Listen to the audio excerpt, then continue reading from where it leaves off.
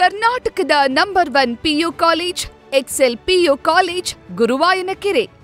ಕಾಂಗ್ರೆಸ್ ಅವರು ಎಲ್ಲೆಲ್ಲಿ ಸೋಲನ್ನ ಕಾಣ್ತಾರೆ, ಆ ಸೋಲಲ್ಲೆಲ್ಲ ಅವರು ಮತಚೋರಿಯನ್ನ ಕಾಣ್ತಾರೆ. ಆ ಸೋಲಲ್ಲೆಲ್ಲರೂ ಕೂಡ ಅವರು ಎಲೆಕ್ಟ್ರಾನಿಕ್ ವೋಟಿಂಗ್ ಮಿಷನ್ ಸರಿ ಇಲ್ಲ ಅನ್ನೋದು ಬ್ರಾಂಡೆಡ್. ಅದು ಆ ಬ್ರ್ಯಾಂಡ್ ಇಟ್ಕೊಂಡು ಏನು ಹೊರಟಿದ್ರು ಅವರು ಚುನಾವಣೆಗಳಿಗೆ, ದೆಹಲಿ ಇರ್ಬೋದು, ಬೇರೆ ಬೇರೆ ರಾಜ್ಯದಲ್ಲಿ. ಈಗ ಬಿಹಾರ ಜನತೆ ದೊಡ್ಡ ಕ್ಯಾಂಪೇನ್ ಮಾಡಿದ್ದು ಬಿಹಾರದಲ್ಲೇ. ವೋಟ್ ಚೋರಿ ಬಗ್ಗೆ ದೊಡ್ಡ ಕ್ಯಾಂಪೇನ್. ಕಳೆದ ಒಂದು ತಿಂಗಳು ರಾಹುಲ್ ಗಾಂಧಿ ಅವರು ಮಾಧ್ಯಮದಲ್ಲಿ ವೋಟ್ ಚೋರಿ, ಪುಸ್ತಕ ಹಿಡ್ಕೊಳ್ಳೋದು, ಪೆನ್ ಹಿಡ್ಕೊಳ್ಳೋದು, ತೋರ್ಸೋದು, ಇಷ್ಟೇ ಮಾಡಿದ್ದು. ಜನ ಉತ್ತರ ಕೊಟ್ರು, ನಿನ್ನ ವೋಟ್ ಚೋರಿ ಬೋಗಸ್, ವೋಟ್ ಚೋರಿ ಬೋಗಸ್ ಅನ್ನೋದನ್ನ ಸ್ಪಷ್ಟವಾಗಿ ಬಿಹಾರದ ಜನ ತಿರಸ್ಕಾರ ಮಾಡಿದ್ದಾರೆ. ಮತ್ತೆ ಏನು ವೋಟರ್ ಲಿಸ್ಟ್ ಅಲ್ಲಿ ಇತ್ತಲ್ಲ SIR, ಅದರಲ್ಲಿ ಸುಮಾರು 40-50 ಲಕ್ಷ ಜನನ ಡಿಲೀಟ್ ಮಾಡಿದ್ದಾರೆ ಅಂತ. ಹೌದು, ಯಾರ್ಯಾರ್ದು ಡಬಲ್ ಹೆಸರಿತ್ತು, ಯಾರ್ಯಾರು ಸತ್ತೋಗಿದ್ದಾರೆ, ಯಾರ್ಯಾರು ಪಾಕಿಸ್ತಾನದವ್ರು ಬಂದಿದ್ದಾರೆ, ಯಾರ್ಯಾರು ಬಾಂಗ್ಲಾದೇಶದವ್ರು, ಅವರೆಲ್ಲರದು ಡಿಲೀಟ್ ಆಗಿದೆ. ಇದರಲ್ಲಿ ತಪ್ಪೇನು? ನಿಮ್ ಪ್ರಾಬ್ಲಮ್ ಇದ್ರೆ ನಿಮ್ಮ ಏಜೆಂಟು, ಚುನಾವಣಾ ಏಜೆಂಟು ಅವತ್ತೇ ಯಾರಾದರೂ ಹೆಸರು ಡಿಲೀಟ್ ಮಾಡಬೇಕು ಅಂತ ಬಂದಾಗ ನೀವು ಕಂಪ್ಲೇಂಟ್ ಆರಾಮ್ಸೆ ಕೊಡ್ಬೋದಾಯ್ತು, ಅಬ್ಜೆಕ್ಷನ್ ಮಾಡಬಹುದಾಯ್ತು. ಏನು ಮಾಡಿಲ್ಲ. ಈಗ SIR ಸರಿ ಇಲ್ಲ, ವೋಟ್ ಚೋರಿ ಆಗಿದೆ, ಎಲೆಕ್ಟ್ರಾನಿಕ್ ಮಿಷಿನ್ ಸರಿ ಇಲ್ಲ ಅಂತ ಹೇಳಿದ್ರೆ ಸೋತ್ ಮೇಲೆ ಹೇಳೋದ್ರ ಬದಲು ಮುಂಚೆನೆ ಶುರು ಮಾಡ್ಕೊಳ್ಳಿ. ಇನ್ಮೇಲೆ ಸೋತ್ ಮೇಲೆ ಈ ಡೈಲಾಗ್ ಹೊಡೆದ್ರೆ ನಿಮ್ಮನ್ನ ಯಾರು ನಂಬಲ್ಲ. ಮಕಾಡೆ ಮಲಗ್ಬಿಟ್ಟಿದ್ದೀರಾ. ಬಿಹಾರ್ ಎಲೆಕ್ಷನ್ ಆದ್ಮೇಲೆ ದೇಶದಲ್ಲಿ ಕಾಂಗ್ರೆಸ್ ಮಕಾಡೆ ಮಲಗ್ಬಿಟ್ಟಿದೆ. ಇನ್ನೇನು ಅವ್ರಿಗೆ ಉಳಿದಿಲ್ಲ. ಇನ್ನಿರೋದು 2 ವರ್ಷ ಕರ್ನಾಟಕದಲ್ಲಿ. ಅಷ್ಟ್ರಲ್ಲಿ ಏನ್ ಕೌರ್ಗಂಬೇಕು ಎಲ್ಲ ಕೌರ್ಗಂಬಿಡ್ರಿ. ಅದಾದ್ಮೇಲೆ ದೇಶದಲ್ಲಿ ನಿಮ್ಗೆಲ್ಲೂ ಕೌರಕ್ಕೆ, ನುಂಗಕ್ಕೆ, ಲೂಟಿ ಮಾಡಕ್ಕೆ ಕಾಂಗ್ರೆಸ್ ಅವ್ರಿಗೆ ಎಲ್ಲೂ ಅವಕಾಶ ಸಿಗಲ್ಲ. ಲೂಟಿ ಹೊಡೆಯಕ್ಕೆ ಏನಾಯ್ತೋ ಮಾಡ್ಬಿಡಿ. ಇದು ಬಿಹಾರದ ಜನತೆ ಕೊಟ್ಟಂತ ತೀರ್ಪು.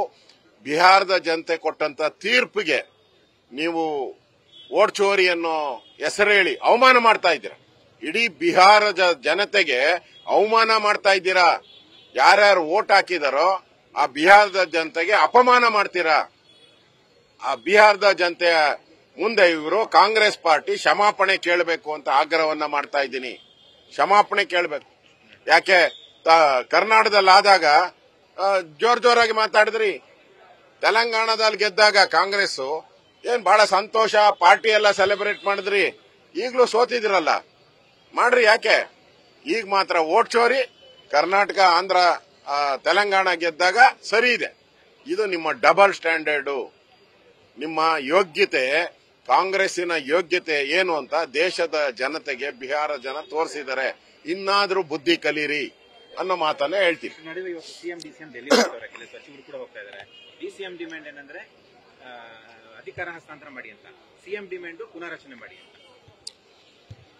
ಇದು ಅವರ ಪಾರ್ಟಿಯ ಇಂಟರ್ನಲ್ ಮ್ಯಾಟರು.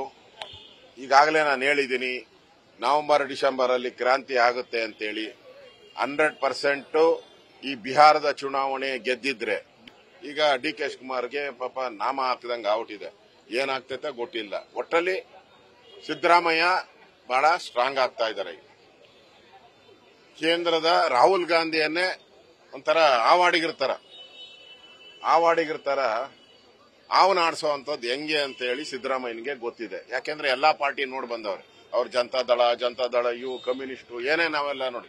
ಈ ಕಾಂಗ್ರೆಸ್ ಅನ್ನ ರಾಹುಲ್ ಗಾಂಧಿ ಇದಾರಲ್ಲ ಹಂಗೆ ಆಟ ಆಡಿಸ್ತಾರ. ಅವ್ರು ಪುಂಗಿ ಊದ್ಕೊಂಡು ಇನ್ನೇನಿದ್ರು ಇಷ್ಟು ದಿನದಿಂದ ರಾಹುಲ್ ಗಾಂಧಿ ಮಾತು ಸಿದ್ದರಾಮಯ್ಯ ಕೇಳಬೇಕಾಯ್ತು. ಇನ್ನು ಮುಂದೆ ಅಭಿ ಚಾಲು ಹೋತಾ ಹೈ, ಅಬ್ಕೆ ಬಾರ್,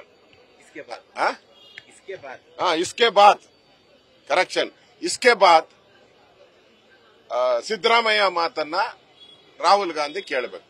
ಆ ಪರಿಸ್ಥಿತಿ ಇವತ್ತಿಂದ ಪಾಪ ಸಿದ್ದರಾಮಯ್ಯ, ರಾಹುಲ್ ಗಾಂಧಿಗೆ ರಾಹು ಕಾಲ ಬಂದಿದೆ, ಸಿದ್ದರಾಮಯ್ಯನಿಗೆ ಶುಕ್ರ ದೆಸೆ ಬಂದಿದೆ. ಅಷ್ಟೇ ಇವತ್ತಿನ ಜ್ಯೋತಿಷ್ಯ ಏನು ಅಂತ ಹೇಳಿದ್ರೆ, ಸಿದ್ದರಾಮಯ್ಯನಿಗೆ ಶುಕ್ರ ದೆಸೆ, ರಾಹುಲ್ ಗಾಂಧಿಗೆ ರಾಹು ಕಾಲ. ಇಷ್ಟೇ.